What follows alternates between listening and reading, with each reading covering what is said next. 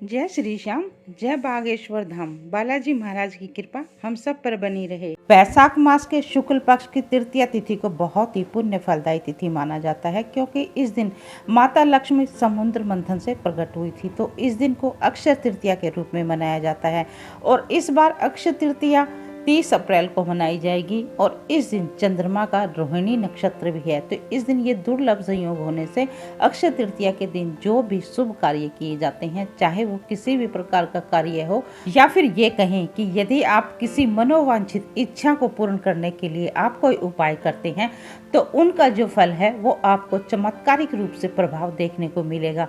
और ये अक्षय तृतीया का जो दिन होता है ये अबूझ मुहूर्त होता है। इस दिन आप बिना मुहूर्त देखे ही कोई भी शुभ कार्य कर सकते हैं, जैसे मुंडन, विवाह या कोई दुकान का मुहूर्त है या कोई मकान का मुहूर्त है। तो आप किसी भी प्रकार का जो शुभ कार्य है इस दिन कर सकते हैं। और इस बार अक्षय तृतीया जो है वो दोपहर 2 बजे तक ही रहेगी। 2 बजे के बाद तृतीया तिथि बदल जाएगी। तो आपने जो भी शुभ कार्य करने हैं या जो भी उपाय करने हैं वो आप 2 बजे से पहले पहले ही कर लें। और इसके साथ ही 12 बजे से लेकर 1 बजे के बीच में शुक्र का होरा रहेगा, यानी माता लक्ष्मी का होरा रहेगा। तो इस समय के दौरान जो भी उपाय किए जाएंगे या जो भी कार्य किए जाएंगे उनके कार्यों में आपको वृद्धि या उनको चमत्कारिक ढंग से आपको लाभ अवश्य ही मिलेगा। तो इस समय के दौरान आपने कोई भी शुभ कार्य करना है या कोई भी उपाय करना है, ये समय आपके लिए बहुत ही उत्तम है। तो जिन बच्चों के विवाह में देरी हो रही है, रिश्ते नहीं आ रहे, या यूं कहें कि विवाह में बहुत ज़्यादा परेशानियां अड़चनों का सामना करना पड़ रहा है, तो उन बच्चों के लिए अक्षय तृतीया का दिन उपाय करने के लिए बहुत ही शुभ दिन है। तो आपने उपाय मैंने बताया है, इसी समय के दौरान यदि आप करेंगे तो आपको चमत्कारिक ढंग से उस उपाय के फल प्राप्त होंगे। दोस्तों, मैं ज्योतिषाचार्य सुमन कौशिक, और जो मैं उपाय बताऊंगी वो सभी उपाय शास्त्र सम्मत उपाय होते हैं और मेरे क्लाइंट के द्वारा किए गए उपाय होते हैं। तो दोस्तों, जिन बच्चों के विवाह में बाधाएं आ रही हैं, अड़चने आ रही हैं, बार बार रिश्ता तय होकर टूट जाता है, उम्र बहुत ज़्यादा बढ़ गई है, 35 से 40 के करीब उम्र पहुंच गई है, तो उन बच्चों के लिए भी, या फिर जिन भी बच्चों के विवाह में परेशानियां आ रही हैं, वो सभी इस उपाय को कर सकते हैं। ये उपाय जितना सरल है उतना ही प्रभावशाली है। तो आपने उपाय किस प्रकार करना है, चलिए अब आपको वो बता देते हैं। तो अब की बार जो अक्षय तृतीया है उस दिन बुधवार का दिन होगा। तो बुधवार का दिन तो वैसे भी गणेश जी का दिन होता है। ये दिन वैसे भी गणेश भगवान तो विघ्नहर्ता हैं कि सभी के कष्टों को भगवान गणेश दूर करते हैं। तो आपने इस उपाय को बुधवार के दिन यानी अक्षय तृतीया के दिन सुबह के समय कर सकते हैं तो कर लें, नहीं तो आपने 12 बजे से लेकर 1 बजे के बीच में तो इस उपाय को अवश्य ही करना चाहिए, क्योंकि ये शुक्र का हो रहा है और ये समय बहुत ही शुभ समय है। और इस दिन रोहिणी नक्षत्र है जो कि चंद्रमा का नक्षत्र है। तो रोहिणी नक्षत्र को भी शुभ नक्षत्रों में गिना जाता है, तो इसलिए ये बहुत ही दुर्लभ संयोग बन जाता है। तो चलिए अब आपको उपाय बता देते हैं। तो आपने क्या करना है, नहा धोकर साफ स्वच्छ वस्त्र पहन लें, या तो आप बेबी पिंक कलर जो होता है उस कलर के पहन लें, या आप क्रीम रंग के वस्त्र धारण करें या ग्रीन कलर के। ये 3 रंग मैंने बताए हैं इस दिन धारण करने के लिए बहुत ही शुभ रंग है। और यदि आप सफ़ेद धारण करना चाहें तो वो भी कर सकते हैं।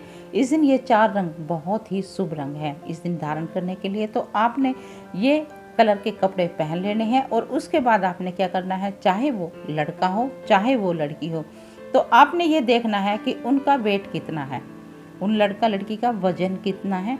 आपने वजन देख लेना है, अपना वजन करवा लेना है। यदि आपका वजन 60 किलो है, या फिर आपका वजन 80 किलो है, या फिर आपका वजन 40 किलो है, ये देख लेना आपका वजन कितना है। अब आपने ये देखना है कि आपका वजन 40 किलो है। मान लिया आपका वजन 40 किलो है, तो उसका 10% कितना हुआ, 4 केजी, और 4 केजी का भी 10% निकालना है आपने, यानी 400 ग्राम। तो इस अनुपात में जिसका जितना वजन है उस हिसाब से उसने ले लेना है। मान लो किसी का वजन 60 केजी है तो 10% हुआ 6 का 10% हुआ 600 ग्राम, तो 600 ग्राम इस हिसाब से आपने ये जो अभी मैं बताऊंगी ये सामग्री आपने लेनी है। तो आपने क्या करना है कि जिसका वजन 40 किलो है उसने 400 ग्राम हरी मूंग लेनी है। मूंग कौन सी लेनी है, साबुत मूंग लेनी है, आपने दाल नहीं लेनी है, इस चीज़ का भी ध्यान रखना है। आपने 400 ग्राम हरी मूंग ले ली। अब 400 ग्राम हरी मूंग लेकर आपने क्या करना है, उसको पानी में भिगो देना है। आप ओवरनाइट सोक कर सकते हैं, भिगो सकते हैं तो ओवरनाइट कर लें, नहीं तो आप 3 से 4 घंटे भिगो दें, वो भी बहुत है।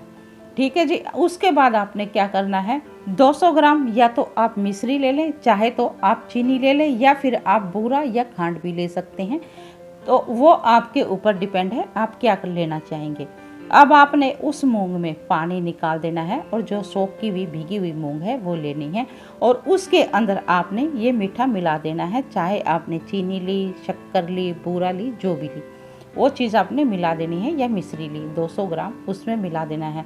अब क्या हुआ जी, हरी मूंग है वो बुध का है, और जो आपने पानी में भिगोया है वो चंद्रमा है, और जो आपने चीनी या फिर शक्कर जो भी ली है वो शुक्र का रूप है। तो हमने ये 3 ग्रह बैलेंस कर देने हैं। जिस बच्चे की कुंडली में विवाह में अड़चने आ रही हैं, बाधाएं आ रही हैं, या कहीं ना कहीं उनको एजुकेशन में भी कोई परेशानी है, या किसी के साथ काम धंधों में कोई रुकावट आ रही है, तो ये एक उपाय और कार्य करेगा।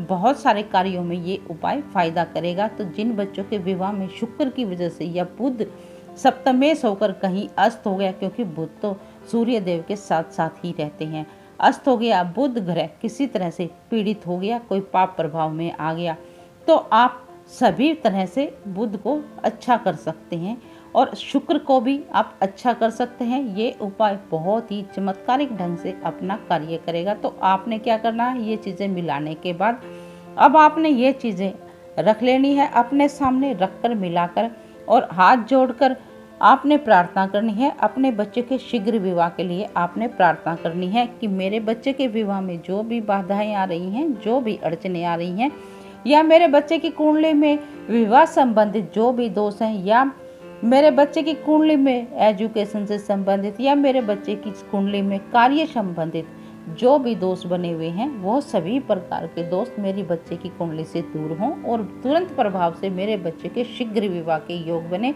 या आप जिस भी मनोकामना के लिए इस उपाय को कर रहे हैं वो मनोकामना आप बोल दें, और उसके बाद अपने बच्चे का नाम, गोत्र और माँ का नाम बोल देना है।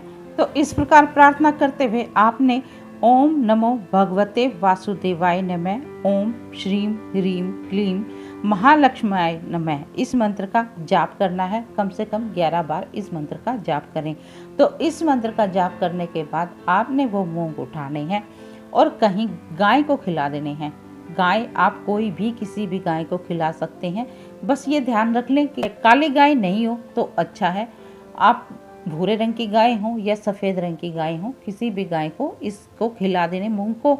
और मूंग को खिलाते समय हाथ जोड़कर गाय माता के आगे भी आपने अपने बच्चे के शीघ्र विवाह के लिए प्रार्थना करनी है, क्योंकि गाय के अंदर भी दोस्तों 33 कोटि देवी देवताओं का वास होता है। तो आपने ये उपाय करते समय गाय को प्रार्थना करनी है हाथ जोड़कर कि मेरे बच्चे के विवाह में जो भी बाधाएं आ रही हैं, जो भी अड़चने आ रही हैं, उनका तत्काल प्रभाव से दूर हों और मेरे बच्चे के शीघ्र विवाह होने के योग बने। तो इस प्रकार प्रार्थना करते हुए आपने वो हरे मूंग गाय को खिला देने हैं और हाथ जोड़कर प्रणाम करके अपने घर आ जाना है चुपचाप, बीच में किसी से बोलना नहीं है, बस इतना ध्यान रखना है। और ये उपाय है एक, कार्य करेगा अनेक। और यदि इस उपाय के करने के बाद भी किसी प्रकार की अड़चन या परेशानी आती है तो कमेंट बॉक्स में अपने बच्चे का नाम, date of birth, birth time और बर्थ प्लेस लिखकर अपनी समस्या लिख दें। मैं आपके बच्चे की कुंडली देखकर कोई न कोई उपाय बताने की अवश्य ही कोशिश करूंगी। और यदि आप अपने बच्चे की संपूर्ण कुंडली का विश्लेषण करवाना चाहते हैं तो मेरे हर एक वीडियो में मेरा व्हाट्सएप नंबर दिया हुआ होता है, आप वहां पर मुझसे संपर्क कर सकते हैं। दोस्तों, यदि आपको ये जानकारी अच्छी लगी हो, ये उपाय अच्छा लगा हो, तो वीडियो को लाइक और चैनल को सब्सक्राइब अवश्य ही कर दें और इस उपाय को किसी ज़रूरतमंद के साथ भी अवश्य ही शेयर करें, क्योंकि आपका किया गया एक शेयर किसी की चेहरे की मुस्कान बन सकती है, उसके जीवन में खुशियां ला सकती है, जिससे कि आप भी पुण्य फल के भागीदार बनते हैं। और कमेंट बॉक्स में जय श्री कृष्णा लिखना बिल्कुल ना भूलें। तो चलिए मिलते हैं अगले वीडियो में एक नई जानकारी के साथ।